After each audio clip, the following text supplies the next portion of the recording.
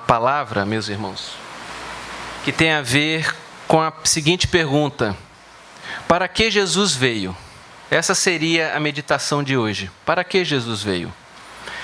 Eu sei que cada um tem uma ideia acerca do Senhor Jesus diferente uma da outra. Uma vez eu ouvi um técnico de futebol da seleção brasileira falando assim: olha, parece que no Brasil tem 290 milhões de técnicos. Todo mundo tem uma seleção diferente para montar. Eu, às vezes, tenho essa impressão quando a gente vai pedir que as pessoas definam quem é Jesus. Na nossa terra, na nossa pátria, todo mundo tem uma definição sobre o Senhor Jesus, né? Então, os historiadores estão em busca do Jesus histórico, não é? Os filósofos se debruçam sobre as palavras de Jesus, o impacto das suas palavras na história. Os artistas, eles apresentam o Senhor Jesus, né? Se você for ver um Cristo no período renascentista, né? Ele é um europeu bonitão, de cabelo comprido, né? Não tem nada a ver com o que seria um habitante da Palestina naquele tempo. Os artistas, assim como eu estou falando, né? Eu me lembro do Evangelho segundo São Mateus, do Pasolini, um diretor italiano, né? Uma versão de um Cristo revolucionário ele dá ali. Eu não sei se vocês viram um Cristo contextualizado do Jean-Luc Godard, que é o Je vous salue Marie, é um Cristo em nossos dias. E eu saio perguntando até dentro da igreja, cada um tem uma versão sobre Jesus Cristo. Eu queria convidar todos que estão aqui hoje para ouvir a versão da Bíblia sobre Jesus Cristo. E de preferência aquelas palavras que ele mesmo disse acerca dele, para que ele veio. Agora, essa pergunta tem a ver com o propósito da nossa vida. Porque é o seguinte: como você pode estabelecer qual é o propósito da sua vida sem saber ainda para que Jesus veio? Então, você que fica em busca do propósito da sua vida, só realmente entenda melhor qual é o propósito da sua vida. Se assim há um propósito para a vida, se até agora você achou um propósito da vida, eu queria que você pudesse incluir as próprias definições de Jesus Cristo na sua vida antes de estabelecer qual é o propósito da sua vida. Ouça Jesus falando qual é o propósito, para você então definir qual é o propósito da vida. Eu gostaria, em primeiro lugar, de convidar você a abrir a palavra de Deus em Marcos, no capítulo 1, versículo 15. Porque a Bíblia, em primeiro lugar, diz que Jesus veio revelar o reino de Deus. Ele veio dizer que o reino de Deus chegou. Vamos todos fazer essa leitura, todos que estão aqui, todos dizendo bem alto, já? O tempo é chegado, dizia ele, o reino de Deus está próximo, arrependam-se e creiam nas boas novas. Ele, falando do seu reino, sobre o reino dos homens, ele também fala em Lucas capítulo 4, mais informação acerca disso. Todos lendo. Mas ele disse: é necessário que eu pregue as boas novas do reino de Deus, noutras cidades também, porque para isso fui enviado. Bem, meus irmãos, essa foi a revelação que ele trouxe. Há um reino de Deus entre os homens agora. Ele veio trazer esse reino. Ele não está completo, não está consumado, mas ele já adiantou algumas virtudes e compreensões acerca desse reino. E o reino de Deus está se manifestando neste mundo. Mas em contrapartida, ele também veio explicar que ele veio desfazer as maldições da queda original do homem no Éden e nos reconciliar com Deus. Essa também é um dos propósitos da vinda dele. Foi para isso que ele veio. A Bíblia fala em Romanos capítulo 5, versículos 10 a 11. Vamos repetir o que o texto fala, toda a igreja lendo. Quando éramos inimigos de Deus, fomos reconciliados com ele, mediante a morte de seu filho. Quando mais agora, tendo sido reconciliados, seremos salvos por sua vida. Não apenas isso, mas também nos gloriamos em Deus, por meio de nosso Senhor Jesus Cristo, mediante quem recebemos agora a reconciliação. Então, se Jesus veio para revelar o reino dele, ele veio também para nos reconciliar com Deus por causa daquela queda original. Jesus também veio desfazer um outro reino que existe entre os homens, o império das trevas, o reino do mal, o reino de Satanás, do qual ele mesmo ensinou e informou e anunciou que ele estava em atuação entre os homens e precisava ser derrotado esse reino. O que é que o texto bíblico fala sobre isso? Em 1 João 3,8. Todos lá, vamos ler.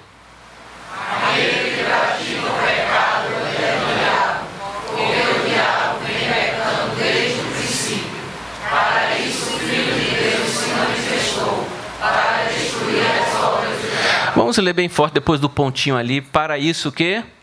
Para isso...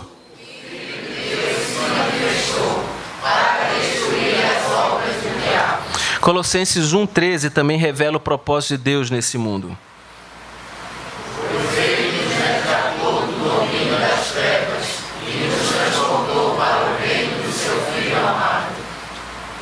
Bem, Império das Trevas e Reino de Deus são dois reinos anunciados pelo Senhor, do qual estão em conflito. C.S. Lewis, escritor inglês, dizia que o reino espiritual está em guerra civil. E essa guerra civil chegou até a terra. E este é o motivo de tanta maldade que existe nesse mundo. Mas também, graças a Deus, a bondade que existe nesse mundo, ela também é fruto da imagem de Deus que foi semeada entre os homens também. O Senhor Jesus veio trazer o perdão, ele veio revelar o perdão de Deus e perdoar os nossos pecados. O Senhor Jesus nos ensinou que nós cometíamos transgressões contra Deus, nós não conseguíamos nos equiparar ao padrão moral de Deus. O ser humano é um ser que ele tropeça, ele é um ser que por mais que ele queira viver sem pecar, ele acaba pecando. Nós pecamos por pensamentos, nós pecamos por ações, nós pecamos por omissões. E ele veio apresentar essa definição para que nós pudéssemos entender isso e também sermos perdoados. Porque não é difícil nas nossas clínicas, nas nossas sessões de aconselhamento, a gente se deparar com pessoas que vêm nos procurar porque estão debaixo de uma profunda dor de consciência. Pessoas que estão esmagadas, envelopadas pelas dores de consciência. E a gente chega ali para falar, olha, você não precisa mais viver assim. O que o Senhor propõe é que haja arrependimento, e se houver arrependimento, receba o perdão dele, em nome do Senhor Jesus. Vamos todos ler o que a Bíblia fala acerca do que ele veio também falar sobre perdão?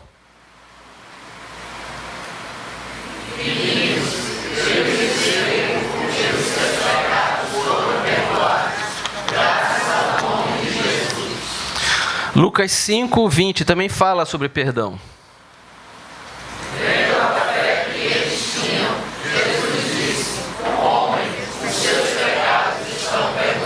É bom quando a gente ouve o próprio Senhor Jesus falando isso para a gente, né, meus irmãos?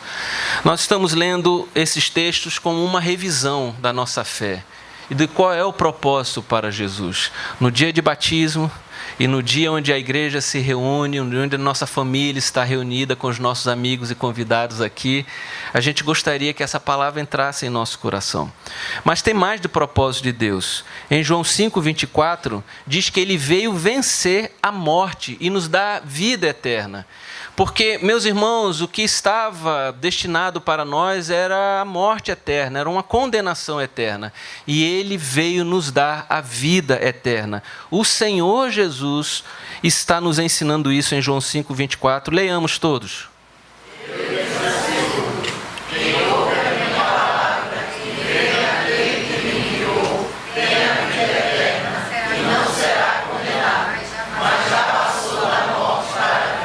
Amém. Nesse checklist da gente saber para que Jesus veio, ele também ensina que ele veio enviar o Espírito Santo. O Espírito Santo veio em nome dele.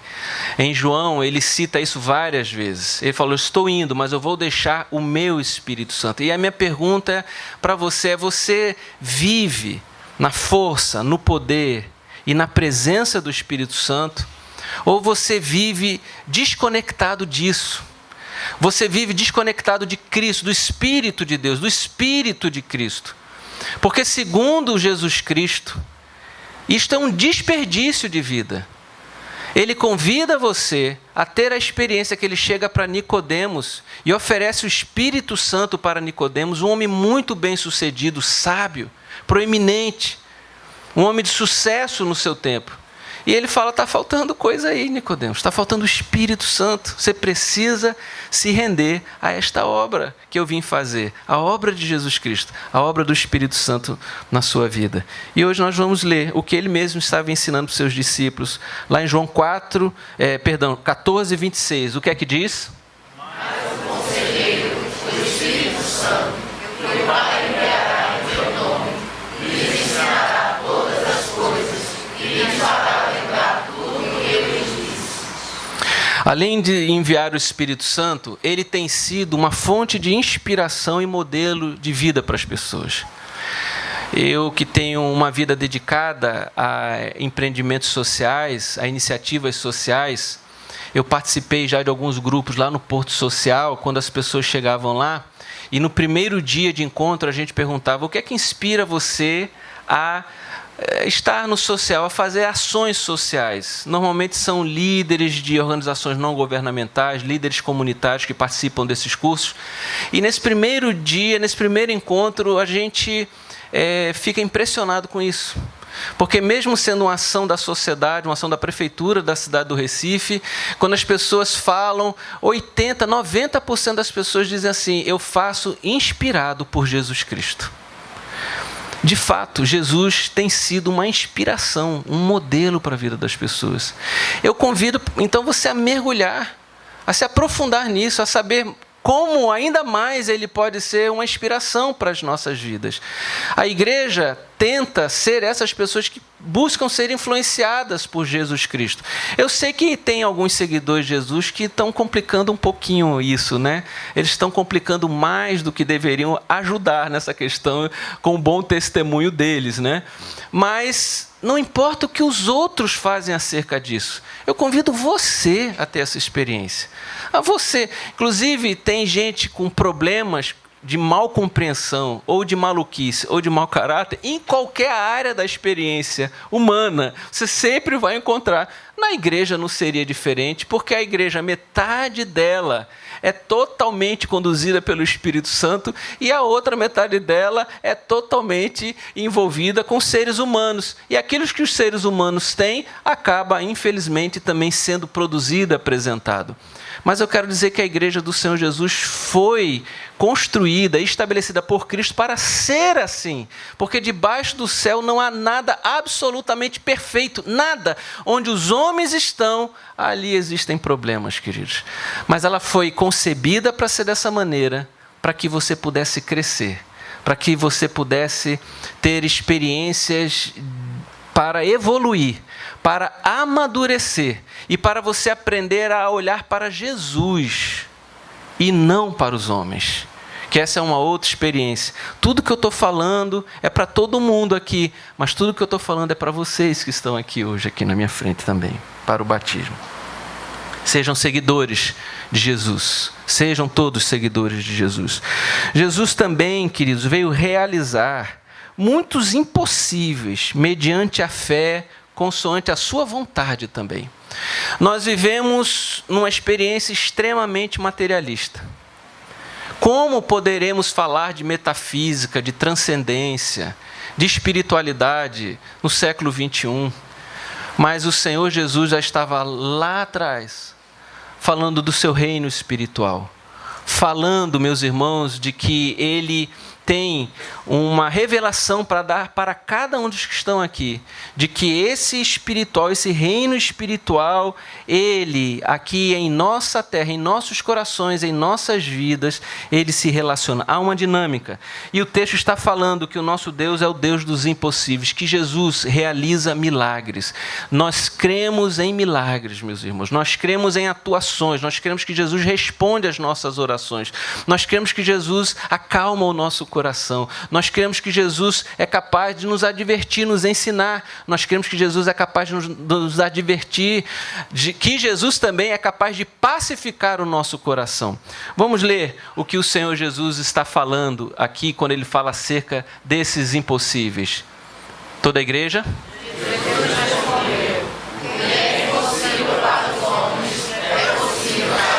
Então, o Senhor Jesus queria nos ensinar essa vida, nessa dinâmica com Deus. Não nos descolemos com o Senhor, porque as dificuldades da vida, os problemas da vida, elas fazem parte da existência, mas você não precisa passar por isso sem Deus.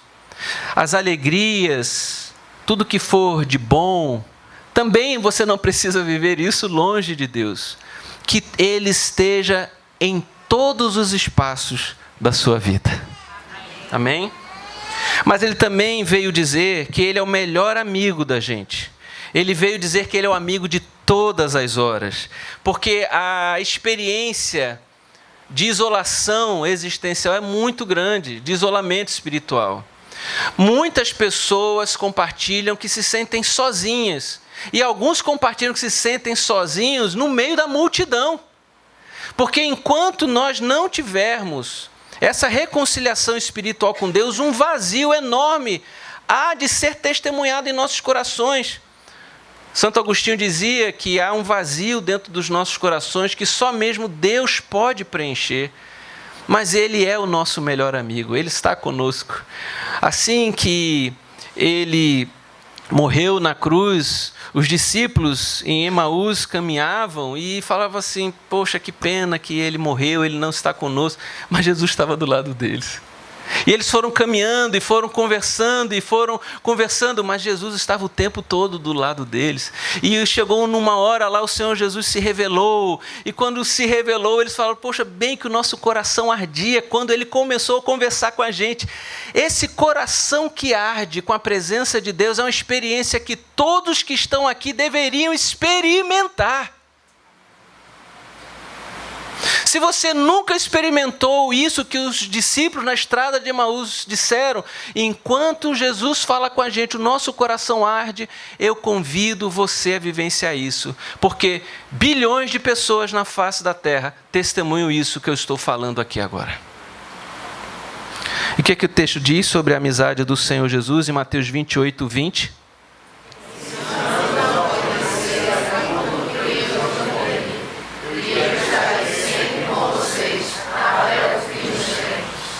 Amém, queridos? Nosso melhor amigo. Nosso melhor amigo. Eu não sei se você já teve uma decepção com um amigo. Uma vez, as pessoas, todo mundo balançou a cabeça aqui. Eu tinha um amigo, eu tinha uma maior consideração com ele. E um dia, assim, ele me distratou. Os anos se passaram. E um dia ele ligou para mim e falou assim: Alexandre, eu queria muito conversar com você. Aí eu falei: poxa, será que ele vai de repente se retratar? E eu tinha uma consideração, uma amizade que eu estimava, prezava tanto. E ele marcou comigo, eu cheguei a um lugar, ele foi tão caloroso ali. E na hora ele olhou nos meus olhos, apoiou na mesa: eu queria falar algo para você. Eu fiquei assim, esperando. Ele fez: você já ouviu falar sobre marketing de rede?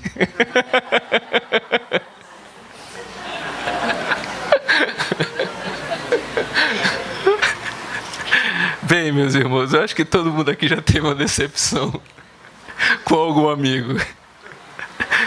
Mas Ele não nos decepciona. Amém, meus irmãos? Ele não nos decepciona. Ele é presente. Você sozinho no seu quarto. A Bíblia diz: aquele que invocar o nome do Senhor será salvo. Queridos de Jesus, Ele também veio dizer, Ele veio para dar um propósito à nossa vida. Eu não falei de propósito aqui no início. Eu não falei que antes de você entender o que é propósito da vida, porque a maioria das pessoas diz assim: não há um propósito da vida. O homem do século XXI, fruto do ceticismo, né, do iluminismo e da era tecnicista e da era científica, ele só olha o mundo de um corte físico, materialista. E ele faz o propósito dele dessa maneira. Mas nós fomos criados por Deus. E se você não entender isso, você de fato pode testemunhar que não há propósito. Eu até entendo quando as pessoas dizem assim, não há um propósito na vida. Mas se você entender que você foi criado por Deus e que o Senhor Jesus está te reconciliando com Ele, você vai entender que há um propósito para a sua vida. Vamos ler Mateus 24, João 10, 10, e aqui, eu acho que eu estou com pressa, Efésios de 1, 4 a 5, ele fala qual é o propósito da vida dele. Toda a igreja lendo. Deus nos escolheu nele antes da criação do mundo, para sermos santos e irrepreensíveis em sua presença. Tem mais. Em amor nos predestinou para sermos adotados como filhos por meio de Jesus Cristo, conforme o bom propósito da sua vontade. Amém.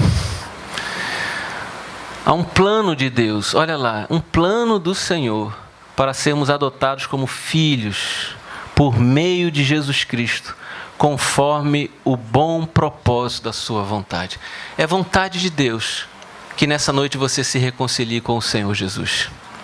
É vontade dessa noite que você esteja reconectado com Ele. É vontade dEle que hoje, em algum momento nesse encontro aqui, você faça uma oração com o seu coração, só com a sua mente e o Senhor. Diga assim, Senhor, eu quero me ligar a Ti, nunca mais quero abandonar o Senhor. Eu quero ter uma vida espiritual. Eu quero ter esse encontro contigo. Faz morada com o Teu Espírito no meu coração. Mas também Ele veio, queridos do Senhor Jesus, para dar vida e vida abundante. Porque o Senhor Jesus trouxe uma explicação de que por conta do conflito entre o reino das trevas e o seu reino, as coisas aqui ainda continuariam durante um bom tempo com muita dificuldade. O sofrimento seria enorme sobre a terra. E ele diz, o ladrão veio para matar, roubar e destruir. Mas eu vim para quê? Olha o que o Senhor Jesus diz. É a próxima passagem em João 10, 10. João 10, 10.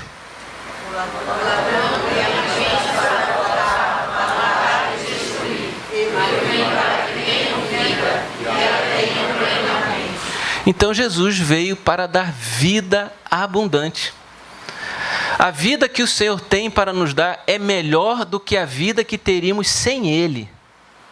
Olha, eu não sei que projeto você fez, mas se você incluir Deus, se você colocar Ele como Senhor da sua vida, acredite, vai ser um projeto muito melhor do que o seu. Vai ser um projeto muito melhor do que o meu.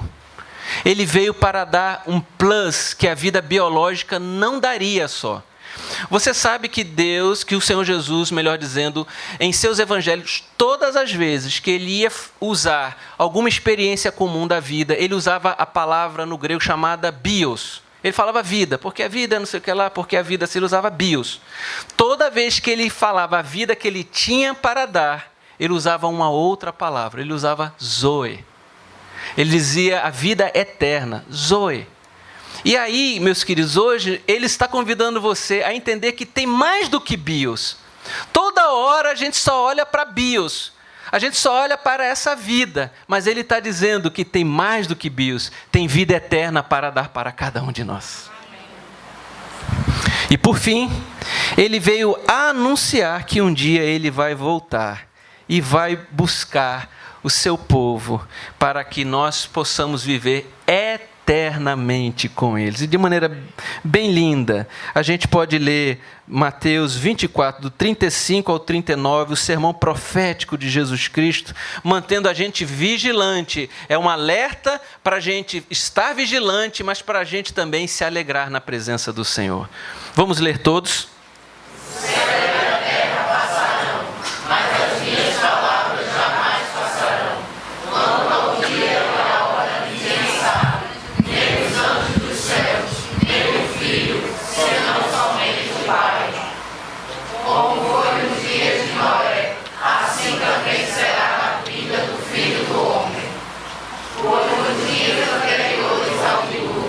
O povo vivia comendo e bebendo, casando-se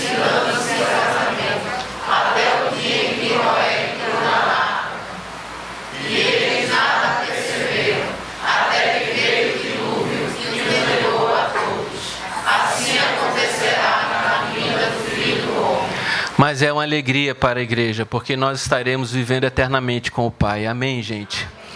Queridos do Senhor Jesus, eu creio que o Evangelho do Senhor Jesus é libertador.